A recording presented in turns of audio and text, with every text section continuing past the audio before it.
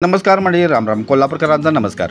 पावसाची काय रिपरिप चालूच होती, परंतु जायचं होतं सचिन डॉक्टरच्या मावस बहिणीच्या लग्नाला, म्हणजे आपल्या मावस बहिणीच्या लग्नाला, म्हणजे सचिन आणि प्रतिमेच्या लग्नाला. आम्ही काय रेनकोट घेतलेला आज. खरं हे रेनकोट ट्रॅक्टरमध्ये कसं आहे बघा की दंदरीचं रेनकोट, कुठं पाऊस येणार नाही अशी परिस्थिती. आयडिया असली की सगळं होते की तसंच आहे बघा.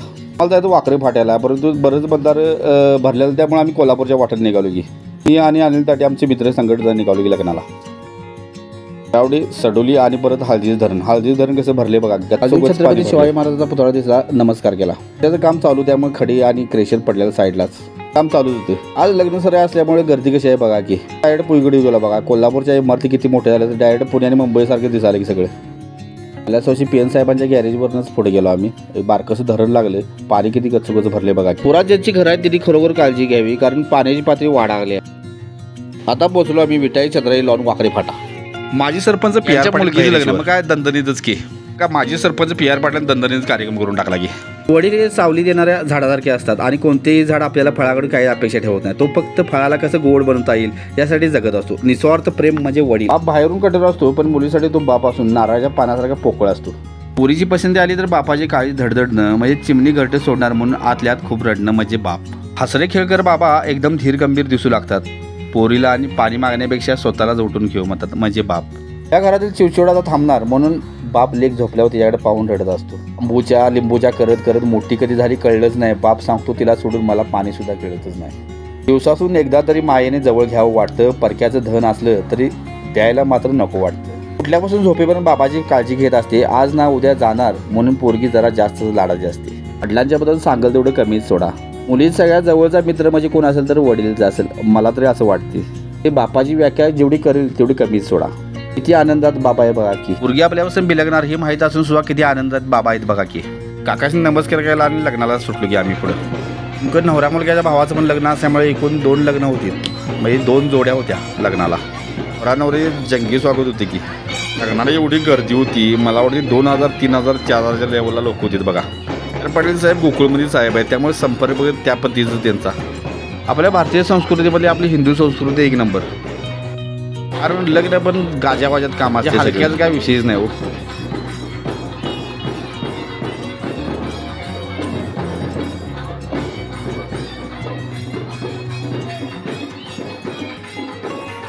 शी आले बघा भातुकलीच्या खेळातली तिची जवळची मैत्रीण म्हणजे बहीण. कसं काम आहे बघा की. लग्न म्हणल्यावर सगळ्या नवरीचा बारा बहिणीकडे जातो. अक्षदाची पूर्ण तयारी झाली बघा. हिंदू संस्कृतीमध्ये आपल्या मुलीची अक्षदा आपल्या आईने टाकायची नसते, बाजूला जाऊन तुळशीला पाणी द्यायचे असते.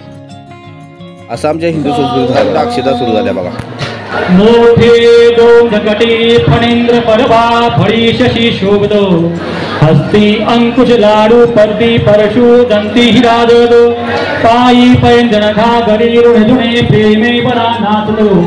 ऐसा देव गणेश आपल्या पतीच्या घरी संसार कर तू सुखात.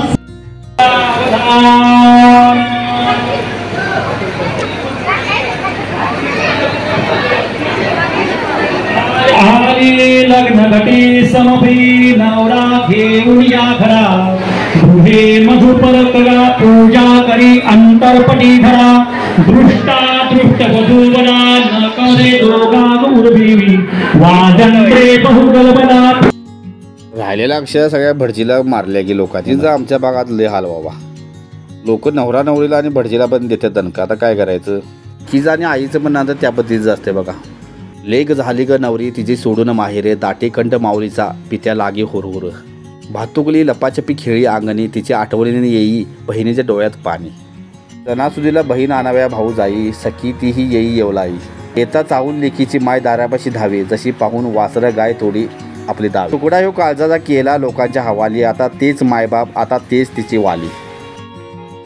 आडा नवसाची लेख आहे परक्याची धन. साऱ्या जगाची ही रीत सारी कन्यादान म्हणल्यावर शब्द आनंदातच वाटतो. आईबाबाचं दुःख किती लपलेलं आहे बघा की. आईबाबालाच ठाऊक ना.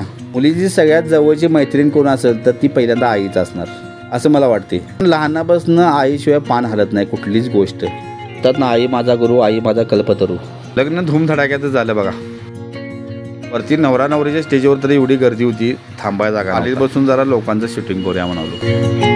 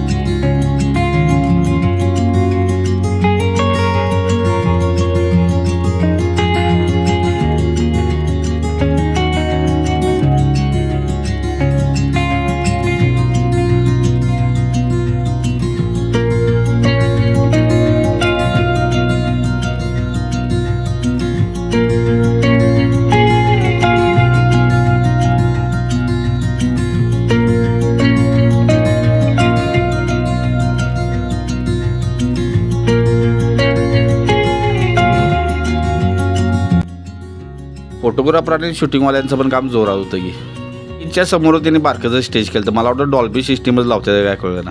कॅमेऱ्याचा सगळा सेटअप होता तिथं. तसासरची जराशी मांडणी जरा बघितली आणि डायरेक्ट जेवा आलो. शाकाहारी जेवण असलं तरी पण गर्दी पण जाम. पावसाची लगबग चालू असताना सुद्धा लोक जेवाय पण सुट्टी देत नव्हते की. त्यामुळे जरा व्हिडिओ जरा जेवणाचं लोकांचं करूया म्हणालो. की वाढप्यांचं काम कसं आहे बघा की गेल्यावेळी पण तुम्हाला मी सांगितलं वाढपे आहेत म्हणून तर सगळं आहे. पहिला काळ होता वाढपे नव्हतं, लोकच वाढायची. खरं लोक कोण थांबत नव्हती. आता वाढप्याशिवाय काय चालतच नाही की. चिन्हाने श्लोक पण जेव्हा बसलेत मग शूटिंग जरा त्यांचं पण करूया म्हणालो की. किसन जरा इकडे बघा म्हणालो शूटिंग चालू आहे. जेवण शाकाहारी होतं, खरं चरचरीत होतं. श्रीखंड पुरी आणि भात मस्तपैकी जेवलो आणि नवरा नवरीच्या जरा गाडी घ्या म्हणून जाव्या म्हणालो. तर आमची लोक कशी बसल्यात बघा की. मामा बसल्यात, डॉक्टर म्हणाला जरा शूटिंग करा. मग जरा करूया म्हणालो शूटिंग सगळ्यांचं. तर सतीश पाटलांचे सुपुत्र आहेत बघा. कसं काम आहे बघा की डॉक्टरांच्या गतीत. डान्स करायचा म्हणावं, चल म्हणावं डान्स करूया. त्याला गायक सुद्धा आणलेलं ना. असं काम आहे बघा. मामा बघा निवांत काम यांचं आहे बघा. नवरीचे भाऊ मित्रांच्यात आपले गुंग आहेत जॅकेट घालूनच. यांनी जर लग्न म्हटल्यावर जोरातच काम असणार की. ऋषी पाटील म्हणाला जरा गाणं मला म्हणायचं आहे. मग म्हणालो म्हणा की. जिने काय सुट्टीच दिली नाही की. माझ्यावर जाऊन नवरा नवरीची जरा गाठ घेतली आणि जातो म्हणून सांगितलं. आता काका भेटलो, काकासनी म्हणालो लग्न मस्त झालं बघा. पोरगी जाणार म्हटल्यावर बाप आतून तुटून जातो. कळत नाही बैठकीतून अचानक उठून जातो. इकडे तिकडे जाऊन बाबा डोळे पुसत असतात. लेकीचे कल्याण झालं म्हणून पुन्हा बैठकीत हसत असतात. बीपीची गोळी घेतली का आता कोण विचारणार. जास्त गोड खाऊ नका, कोण कशाला वरडणार. कोणाचे ऐकत नाहीत, पोरीला नकार देत नाहीत. रागाने जर बघितलं ताटातलं गुलाबजामुन सुद्धा घेत नाहीत. एका अर्थाने पोरगी म्हणजे काळजी करणारे आईचा गोळा देणाऱ्याची कहाणी फारच वेगळी असते.